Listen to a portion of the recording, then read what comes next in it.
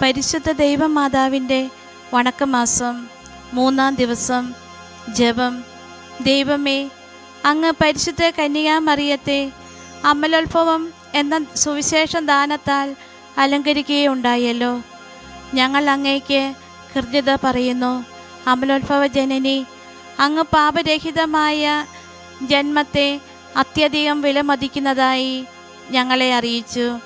അമലോത്ഭവനാഥേ, പാപരഹിതമായ ജീവിതം നയിക്കുന്നതിനുള്ള അനുഗ്രഹം ഞങ്ങൾക്ക് നൽകണമേ.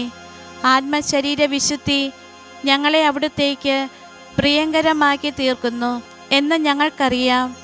അതിനാൽ ഞങ്ങൾക്ക് അതിനുള്ള ദാനങ്ങൾ ദിവ്യസുതനിൽ നിന്നും പ്രാപിച്ചു തരണമേ.